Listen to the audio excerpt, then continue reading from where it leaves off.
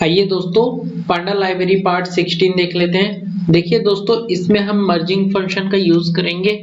चलिए स्टार्ट करते हैं। देखिए सबसे पहले हमने यहाँ पे अपनी लाइब्रेरी यानी कि पांडा को इंपोर्ट किया है, इसको रन करा देते हैं। उसके बाद देखिए दोस्तों यहाँ पर हमने एक डेटा फ्रेम बनाया है जो कि डिक्शनरी में बनाया है, जिसमें हमने की वैल्यू का यूज किया है। यहाँ पर हमने की में 1 2 3 4 दिया है और वैल्यू में क्लास और उनके नंबर दिए हैं। ठीक है, मतलब क्लास कौन सी क्लास है, इसको हम रन कराते हैं। तो देखिए ये हमारा df1 यानी कि डेटा फ्रेम 1 आ गया है।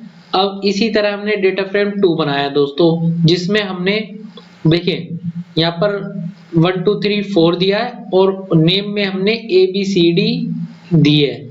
ठीक है, मतलब यहाँ पर हमने ID और क्लास दिया है डेटा फ्रेम 1 में, और डेटा फ्रेम 2 में हमने ID और नेम दिया है। ठीक है दोस्तों, अब देखिए दोस्तों यहाँ पर क्या करेंगे हम। अब यहाँ पर हमने इसको जैसे ही हम इसको रन करते हैं तो यहाँ पर हमारे पास क्या आ गया, ये बाय डिफॉल्ट लेफ्ट साइड से हमें डेटा लाके देता है, लेफ्ट टेबल का पूरा डेटा देता है। तो देखिए सबसे पहले हमारा क्लास आ रहा है, उसके बाद हमारा यहाँ पर नेम आ रहा है। क्यों आ रहा है, क्योंकि हमने डेटा फ्रेम 1 जो कि यहाँ पर है, देखिए क्लास दे रहा है, ये हमारा क्लास से दे रहा है जो कि डेटा फ्रेम 1 से आ रहा है। उसके बाद यहाँ पर df2 यानी कि ये अब ये df2 वाले में से आ रहा है, यहाँ से नेम दे रहा है। ठीक है, तो इससे हमें पता चल रहा है कि ये हमारे डेटा को लेफ्ट साइड से ज्वाइन कर रहा है। ठीक है, चलिए आगे देखते हैं दोस्तों। अगर हम यहाँ पर इनको इंटरचेंज कर दें, मतलब df2 को आगे और df1 को पीछे कर दें, या जैसा कि हमने यहाँ पर करा है, तो देखिए हमें क्या मिलेगा। तो देखिए दोस्तों अब यहाँ पर देखिए पहले यहाँ पर क्लास आ रहा था और यहाँ पर नेम आ रहा था। अब हमने इनकी टेबल चेंज कर दी, तो अब देखिए यहाँ पर नेम आ गया है और यहाँ पर क्लास आ गई है। ठीक है दोस्तों, चलिए अब देखते हैं यहाँ पर हम क्या करेंगे। अब देखिए यहाँ पर हम मर्जिंग फंक्शन का यूज करेंगे दोस्तों। तो इसको मर्ज करने के लिए हमें अपने डेटा फ्रेम में थोड़ा चेंज करना होगा। देखिए जैसे कि हमें यहाँ पर 4 की जगह इसको हमें 5 करना होगा और इसको फिर हम रन करेंगे। ठीक है, अब देखिए यहाँ 5 आ गया। अब देखिए दोस्तों जैसे ही हम इसको रन करेंगे, अब देखना क्या होगा, क्योंकि हम इस टाइम हम मर्ज करेंगे। चलिए देखते हैं। देखिए इसने क्या किया, जब हम मर्ज कर रहे हैं आईडी पे, ऑन आईडी के साथ मर्ज कर रहे हैं हम यहाँ पर। ठीक है, जब सेम डेटा था दोनों में तो ये दे रहा था, ये सेम डेटा था इसलिए दे रहा था। लेकिन अब दोनों में सेम डेटा नहीं है, यहाँ पर हमने 5 दिया है और यहाँ पर 4 है। ठीक है, जो कि आईडी में है, क्योंकि हम आईडी के हिसाब से इसको मर्ज कर रहे हैं। तो इसने सिर्फ वही डेटा दिया है जो आईडी मैच करा रहा है, यानी कि 1 2 3 तक का। ठीक है दोस्तों, चलिए आगे देखते हैं। अब देखिए दोस्तों हम अब आईडी के साथ मतलब हाउ फंक्शन का यूज करेंगे, मतलब इनर यूज करेंगे। अब हम यहाँ पर यहाँ देखिए ऑन आईडी पर और उसके साथ हम कोमा लगा के हाउ में इनर देंगे। ठीक है, यहाँ पर हम इनर का यूज करेंगे। तो देखिए हमें क्या मिलता है, इसको हमने रन करा तो देखिए इनर में क्या करता है, इनर जो दोनों टेबल में सेम मैचिंग डेटा होता है उसको देता है, सेम ही काम करता है। ठीक है, अगर मान लीजिए हाउ में हम लेफ्ट रख दें, देखिए नेक्स्ट देखते हैं। तो नेक्स्ट में हम जैसे लेफ्ट को रन कर रहे हैं दोस्तों, तो ये क्या करेगा, लेफ्ट का सारा डेटा देगा। तो देखिए यहाँ पर इसने लेफ्ट का हमें सारा डेटा दे दिया जो कि हमारी लेफ्ट टेबल थी, यानी कि df1 थी हमारी ये वाली। तो देखिए ये पूरा लेफ्ट का डेटा इसने हमें दे दिया है, क्योंकि हम लेफ्ट का यूज कर रहे हैं हाउ के साथ। ठीक है, तो और जो नेम था मतलब जो राइट में था, जो मैच नहीं कर रहा था, वहां पे इसने NaN दे दिया, नॉट ए नंबर। ठीक है, अगर राइट का यूज करते हैं तो देखिए ये राइट का डेटा देगा और लेफ्ट में NaN देगा। देखिए हमारा जो नेम था वो राइट टेबल में था, देखिए अब ये रहा df2, ये रही हमारी।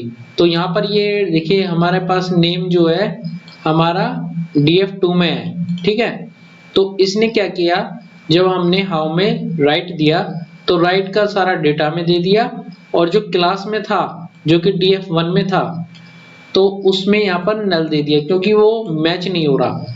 जो मैच हो रहा वो दिया, जो मैच नहीं हो रहा उसके लिए NaN दिया।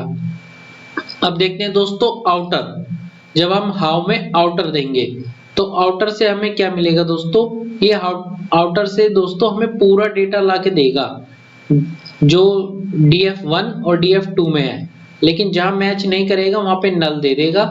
अदरवाइज ये हमें दोनों टेबलों का पूरा डेटा ला के देता है जो कि आउटर करता है। ठीक है, अब इसी में ही हम इंडिकेटर का भी यूज कर सकते हैं दोस्तों। चलिए देखते हैं। देखिए आउटर के साथ हमने कॉमा लगा के इंडिकेटर ट्रू दिया, तो इससे हमें क्या मिलेगा, चलिए देखते हैं।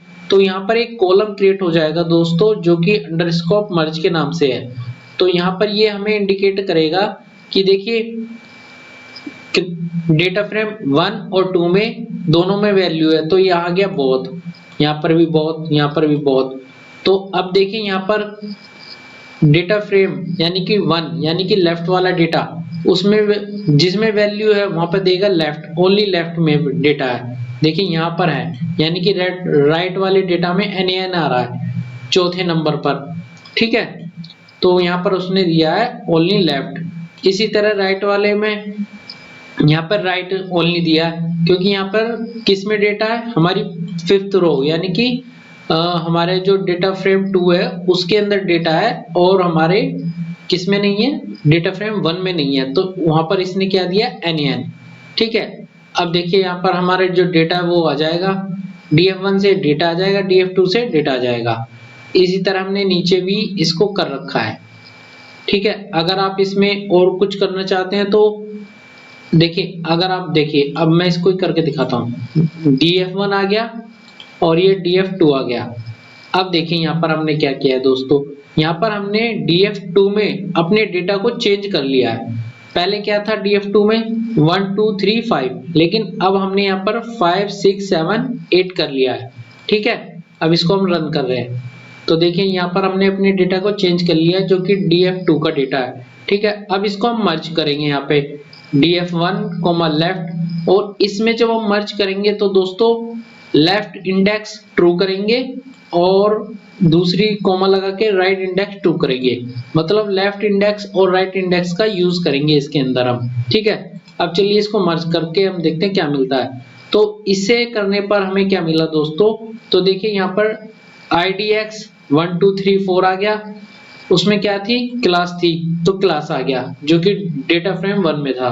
फिर IDY जो इसने खुद से जनरेट करके दे रहा है हमें, उसमें क्या है 5 6 7 8 ID है, उसमें हमारा नेम है, तो इसने नेम दे दिया इस तरह से। ठीक है, चलिए अब देखते हैं हम इसको इस वाले को रन करके कि क्या मिलता है हमें। जैसे हम इसको रन करेंगे दोस्तों, ये देखिए यहाँ पर हमें क्या मिला, ये हमारा डेटा फ्रेम है जो कि df1 है। ठीक है, और अब देखिए यहाँ पर हमने एक नया डेटा बनाया है दोस्तों जिसमें ID तो हमने सेम ली है। ठीक है दोस्तों, और सेम ही हमने डेटा लिया है।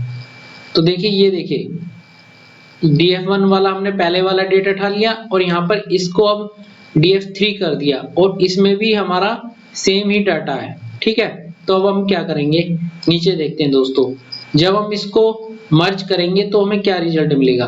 तो दोस्तों जब सेम ही है तो सेम ही रिजल्ट मिलेगा हमारा सिंगल। तो देख लीजिए, देखा आपने, हमारा रिजल्ट सेम आया। और उसके साथ इस यहाँ पर क्या हुआ दोस्तों, यहाँ पर ये हुआ, ये देखिए क्लास जो है हमारी, ये हमारी df1 की थी और ये क्लास जो है हमारी ये df3 की थी। तो इसने क्या किया, जो हमारे क्लास df1 से आई थी तो उसको इसने दे दिया क्लास x का नाम। ठीक है, और जो क्लास df3 से आई है उसको इसने दे दिया क्लास y का नाम। देखिए, और जो ID थी वो तो सेम ही रखी। तो देखा दोस्तों आपने कि डेटा फ्रेम को हम अगर चेंज करेंगे, सेम डेटा को अगर उसके अलग अलग डेटा फ्रेम से हम दिखाएंगे तो वो किस तरह काम करता है।